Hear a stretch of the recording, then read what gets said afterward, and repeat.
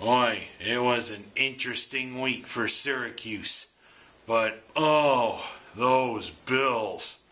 I feel lunch coming up. I'm sick as a dog. Oh.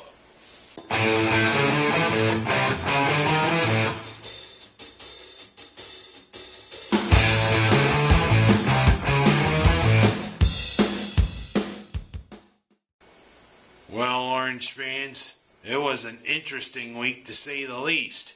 At least the football team had the decency to take the week off, as you know, they needed it. Especially because they need to win one of their final two games to make it to a bowl game. But on the good side, it was a great opening week for the basketball team. 3 pretty good and awesome victories against Manhattan and Albany in the preseason NIT, and also another great win against our neighbors down in Madison County, Colgate, who we again managed to brush our teeth with. Brush. Thanks. Oh, my breath feels fresher now. Another great victory. Of course, I always chide my friend because she's a alum of Colgate, but she's a good person nonetheless and a great mother. But to get to the interesting part of this week, the whole thing this week is about the allegations against Bernie Fine, and Bernie Fine being placed on administrative leave. You know what? The timing of this whole thing stinks, and I'll tell you why it stinks. To me, this seems like a copycat, because you know, this whole disgusting thing that's going on with Jerry Sandusky in Penn State seems to be reaching these two clowns. Because, you know, these two clowns probably got read the riot act by Bernie Fine. Barry Fine, pardon me. What the hell am I thinking? Erase that. I should mean by Bernie Fine at a practice long ago when they were ball boys, and they probably got chips on their shoulders from that all the way to now. Hey, these allegations against Fine were investigated 6 years ago, and Fine was cleared. And what's with those crocodile tears during the interview? We know those look fake. This whole thing's a fake. Boeheim stands by Bernie Fine 100%. Virtually everybody around Syracuse Nation stands behind Fine 100%.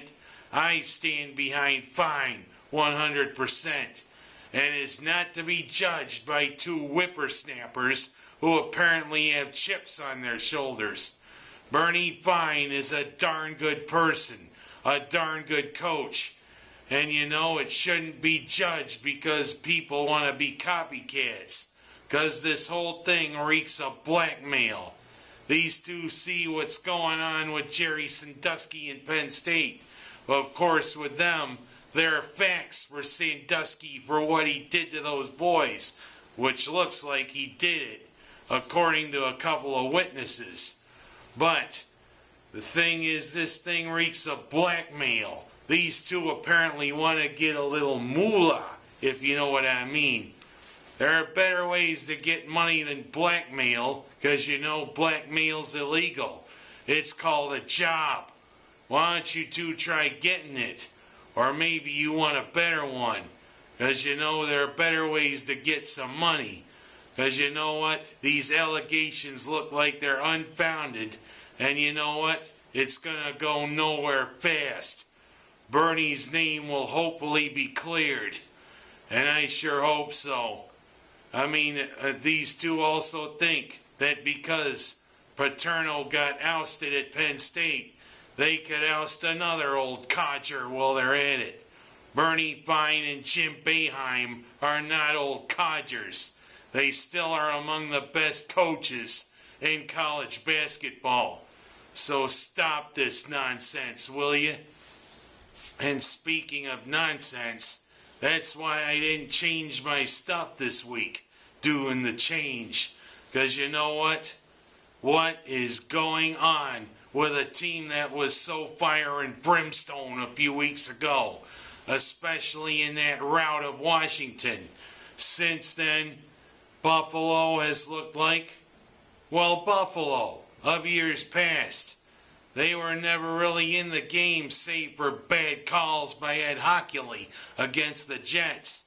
Last week they absolutely laid an egg against pretty boy Tony Romo in Dallas. And yesterday they sank to rock bottom against a team that up until a couple of weeks ago was winless, the Miami Dolphins. It actually is this. Their heads are not in the game. Because, they're like this. See? They're missing their heads.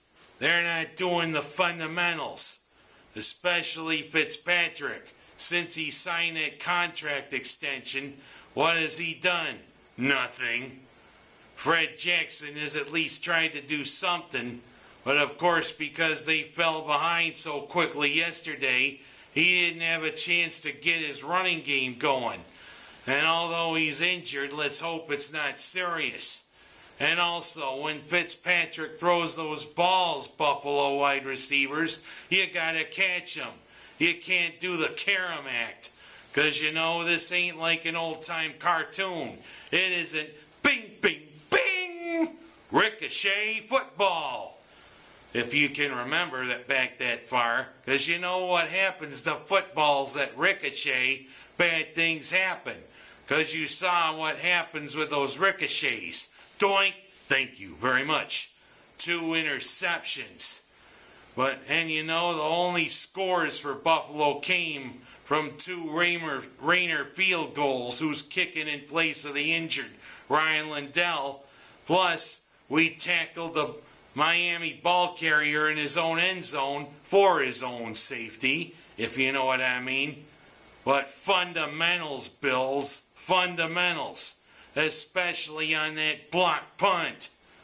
Where is there been a block punt in the NFL lately?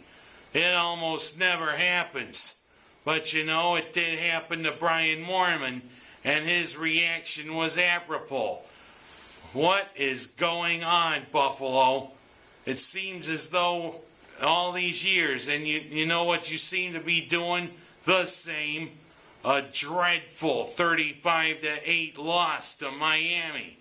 And it doesn't get any easier, Buffalo. We go down to the new stadium there down in New Jersey to play loudmouth Rex Ryan and the Jets next week.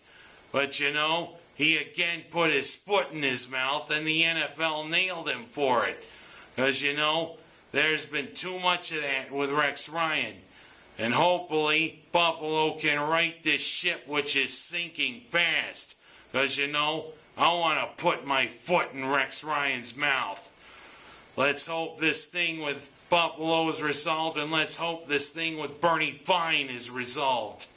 Because, it's a great week ahead for football fans, for basketball fans, and also happy Thanksgiving. And let's hope the football team under Marone can win the game to get us to the bowl. I'm Ken Haas, that's my story, and I'm sticking to it. Happy Thanksgiving. Ow.